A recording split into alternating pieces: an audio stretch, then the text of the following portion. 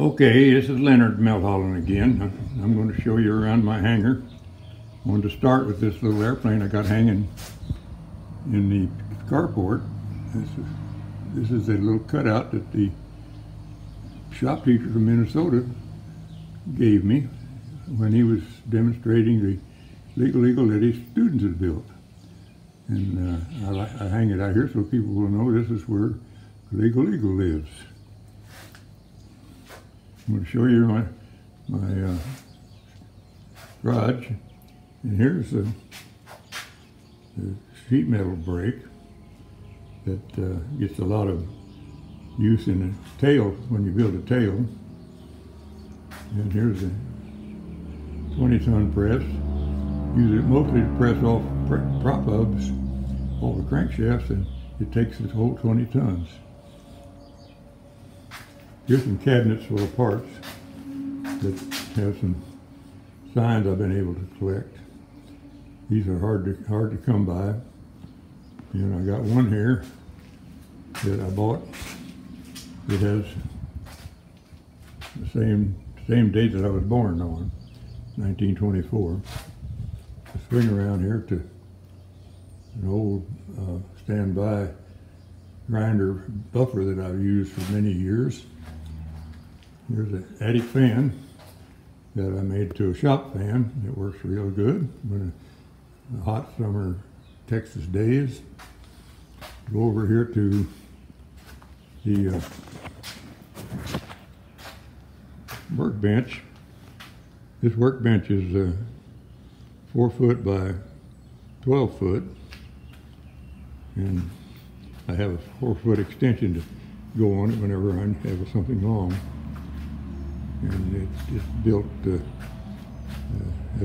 has been used to build many airplanes.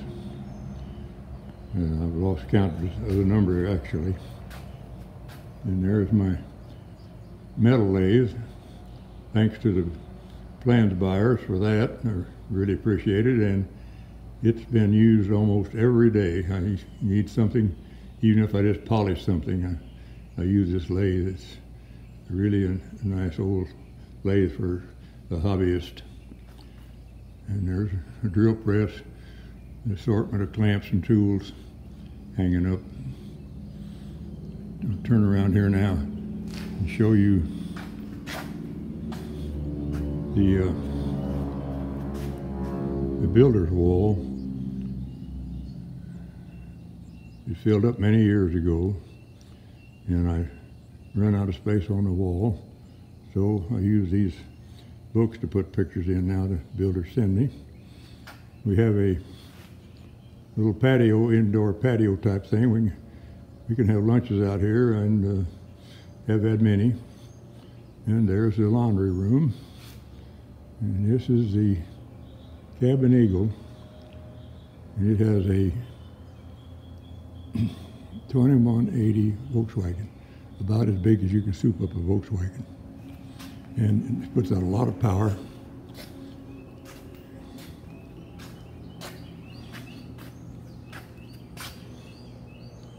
And there's my emblem for Cabin Eagle.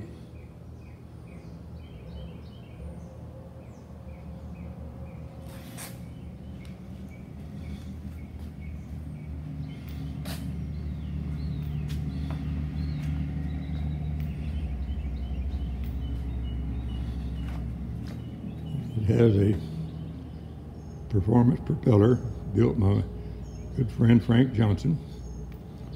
It has a 2180 Volkswagen. It has a Kubota tractor alternator for power, for electrical power.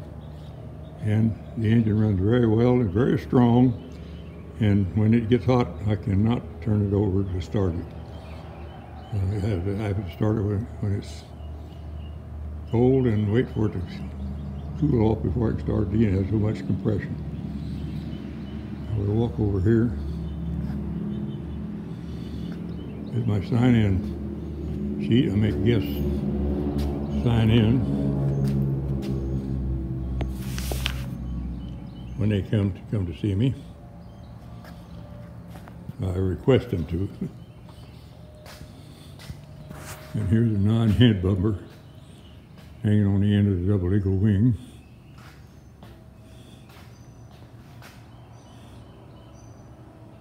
I'll get on the light side of the airplane and show you more about it.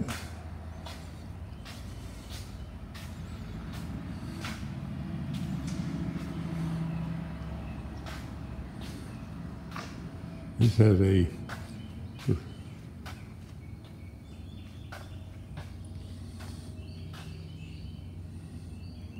Clover propeller made in Rolla, Missouri by my little sweetheart girl. She made that when she was a little girl. Now she's a grown woman with family.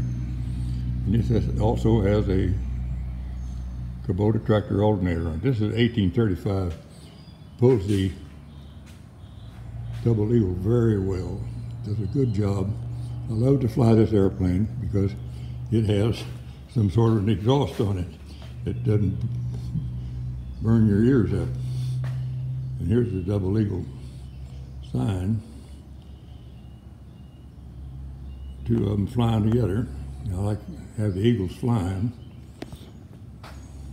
Here's the seat covers with the double eagles on them. I displayed this airplane at Oshkosh at Ford Square in '08. And there's a full instrument panel full of steam gauges. And that's what I like, steam gauges.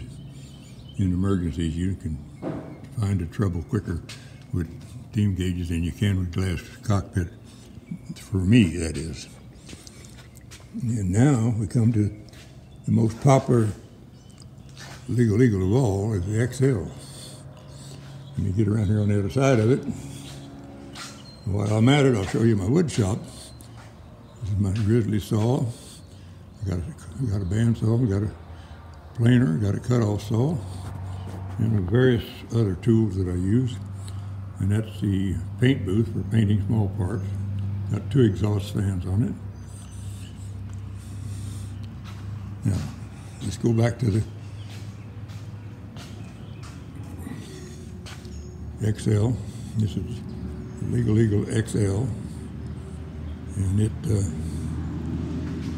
also has the second better half EW. This is number 2.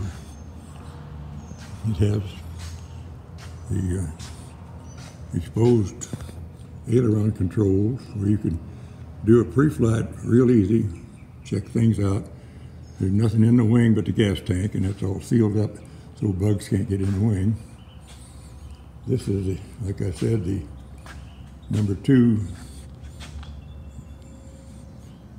better half EW engine, and it's got 2 Mikuni carburetors on it, and it's got large cylinders there, and they are aluminum for weight. If you put the steel cylinders on, the XL will be overweight. And I have a blow-up speed, Hall speed indicator, and I put it inside because the bracket to hold it on the struts was way too heavy. There's the 1-pound seat, 2-pound seat belts, and gravity feed right down to the engine. Tees off goes to both carburetors. And here's the last airplane that I built. Hopefully not the last one, but this is the last airplane that I built. And it's a Teeny 2. Very popular back in the 70s. I built one in the 80s, and I liked it so well that I built another one just for the heck of it.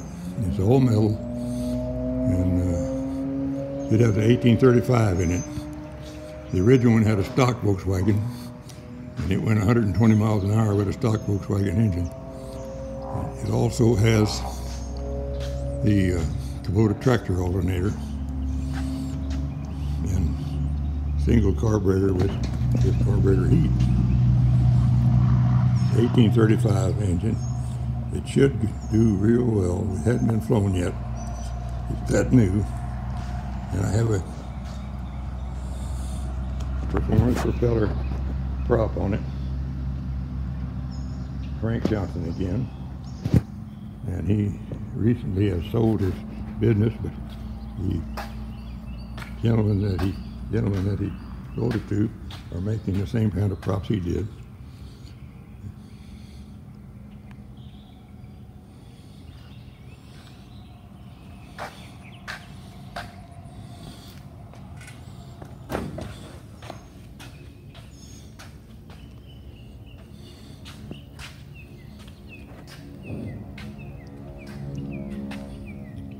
Well, the light is so bad you can't see the instruments, but they're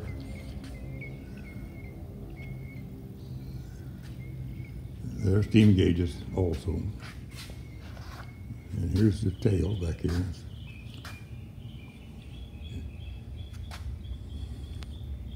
And everything is counterbalanced. There's weights in the front of the rudder fin, and there's weights for the stabilizer, and the aileron has weights in front of, weighted in front. Here's another shot of the XL.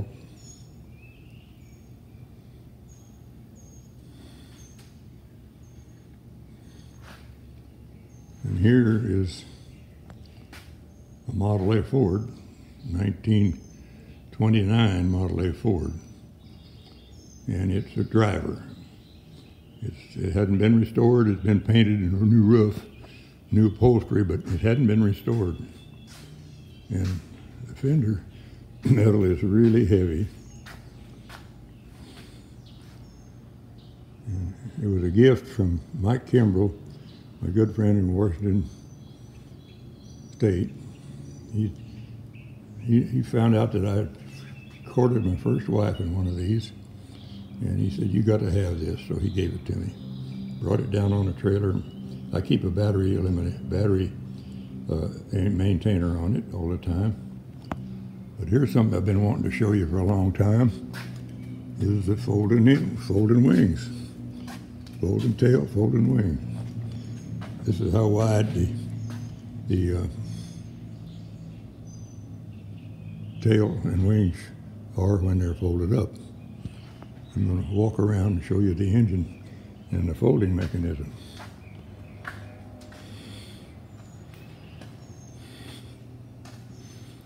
The wing shows how big it is when it's turned up like this. This is the original better half VW engine, and it still runs good and still got the same compression, same rings in it. Recently I tore it down to see if anything was wore, and it was all in good shape, but I put new bearings in when I put it back in, just for the heck of it. And it's got a lot of hours on it, and it runs good. It flies the airplane great. It's got a lot of power. It takes a long time to loosen one of these engines up. They're tight as they can be when you first start them. But after about 50 hours, they loosen up real nice, and then they're sweethearts after that. And here is the mechanism for folding the wings. That center part there has to be welded to the cabine struts, and that tube slips in there, and there's a bolt holds it in there. And then you have these fittings out here that turn and pivot and turn. And the cotter pin keeps the wing from coming off. And that hole in behind there is where the tube goes when you fold the wing out and use it. You have to be very careful when you're doing this, because the wing fitting there has to fit on the mount up here, which I changed, by the way. This is not the original legal mount. This is the XL mount, but I changed it for the fold because it's much easier on the, well, it works this way and it wouldn't work the other way. It's just that simple. Anyway, and down here I have a bar that goes into the bottom. When you want to move the airplane, you put that bar across from wing fitting to wing fitting, across through the cockpit, that keeps the wings from flopping around. You got the old original mountain bike wheels. Been bent and folded and everything else, but they're still with me. And they don't have bearings, they have nylon. They're nylon and just the nylon on the axle. Now, I think the tire has been replaced one time in 22 years. And that's about it on the hanger turnaround. And I'm going to turn it around. This is Leonard, and thanks for watching, and I hope you enjoyed it. And this is where I live and play with my airplanes. So till next time, thank you.